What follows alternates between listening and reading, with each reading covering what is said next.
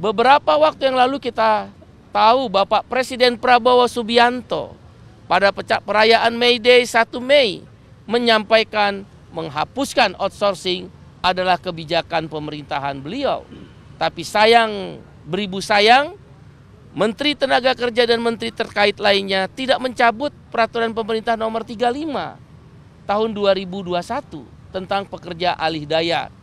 Padahal keputusan MK nomor 168 2024 yang dimenangkan gugatannya oleh Partai Buruh dan Serikat Buruh lainnya menyatakan pekerja alih daya itu sudah tidak ada. Yang ada hanya jenis pekerjaan yang dibatasi. Itu jelas kalimatnya. Tapi menteri yang mengoperasionalkan kebijakan presiden tidak menjalankan itu. Jadi jangan salahkan buruh, mahasiswa turun ke jalan, DPR dan menteri yang tidak mau menjalankan apa yang disampaikan. Berapa aliansi dan juga berapa banyak masanya? Pada hari ini, Partai Buruh bersama Koalisi Serikat Pekerja, termasuk KSPI, yang bergabung kurang lebih 74 elemen gerakan buruh dan gerakan rakyat, termasuk Serikat Petani.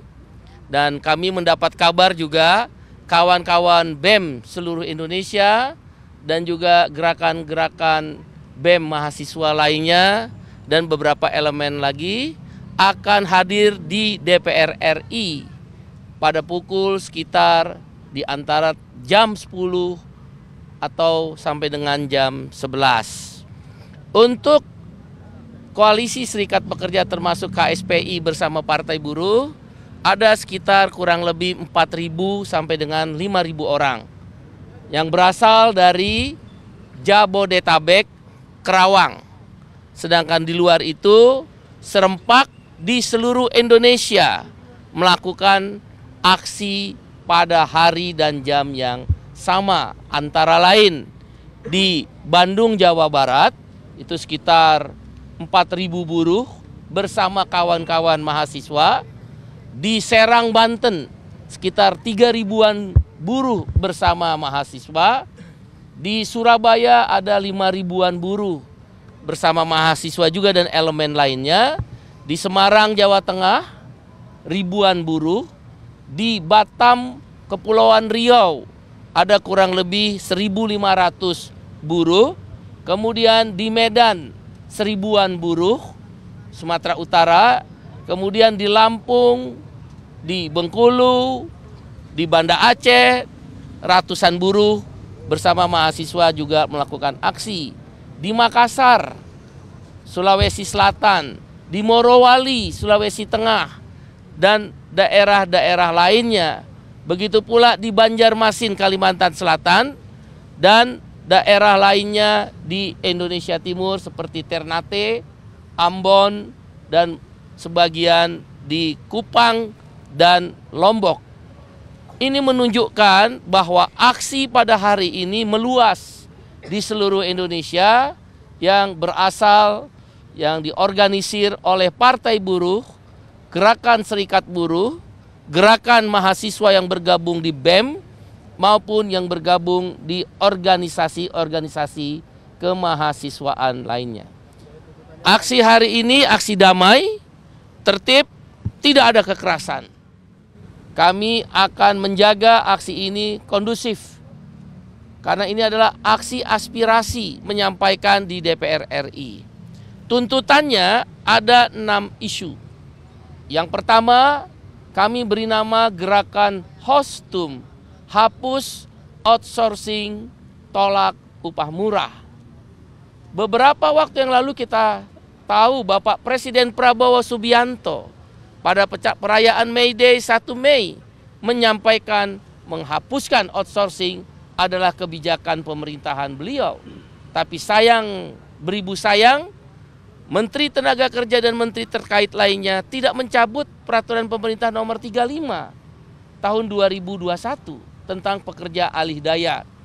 Padahal keputusan MK nomor 168 2024 yang dimenangkan gugatannya oleh Partai Buruh dan Serikat Buruh lainnya menyatakan pekerja alih daya itu sudah tidak ada. Yang ada hanya jenis pekerjaan yang dibatasi. Itu jelas kalimatnya. Tapi menteri yang mengoperasionalkan kebijakan presiden tidak menjalankan itu. Jadi jangan salahkan buruh, mahasiswa turun ke jalan. DPR dan menteri yang tidak mau menjalankan apa yang disampaikan presiden. Tolak upah murah, kami meminta pemerintah menaikkan upah minimum, upah kita semua tahun 2026 sebesar 8,5% sampai dengan 10,5%. Hitungannya juga dari pemerintah. Keputusan MK nomor 168 menyatakan kenaikan upah minimum berdasarkan inflasi, pertumbuhan ekonomi, dan indeks tertentu. Sudah ada rumusnya.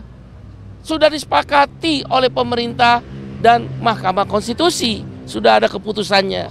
Inflasi dihitung oleh Litbang Partai Buruh dan KSPI, Koalisi Serikat Pekerja, dari Oktober 2024 sampai September 2025, kalau itu prediksi ya, Agustus September, 3,26%. Itu data pemerintah BPS. Kemudian pertumbuhan ekonomi dengan kurun waktu yang sama 5,1 sampai 5,2%. Jumlahkan saja, nggak perlu matematika seorang profesor. Memang indeks tertentu kami pakai 1,0. Sedangkan sebelumnya Presiden Prabowo kan menggunakan indeks tertentunya 0,9 tahun lalu. Maka dapatlah 5,2% tambah 3,26% sama dengan 8,46%. Dibulatkan 8,5%. Apa yang salah? DPR aja naikin tunjangan seenak-enaknya dia. Dia naikin gaji seenak-enaknya dia. Pakai joget-joget lagi. Di mana hati nuraninya? Itu yang menyakiti rakyat. Itu yang menyakiti buruh. Buruh sampai turun ke jalan hanya untuk kalau naik 8,5%, rata-rata ya, rata-rata itu 200.000. Dia naik upah, tunjangan perumahannya aja 50 juta. Kali 12 bulan setahun 600 juta. Nyewa di mana itu 600 juta? Di surga. Mahal banget. Pak Said, gimana cara menjaga kondusivitas aksi damai? Terus saya selesaikan dulu iurannya ya, biar tuntas. Karena biar didengar mungkin melalui kawan-kawan media. Jadi itu yang kita minta, keadilan. Yang kedua adalah stop PHK. PHK masih ada.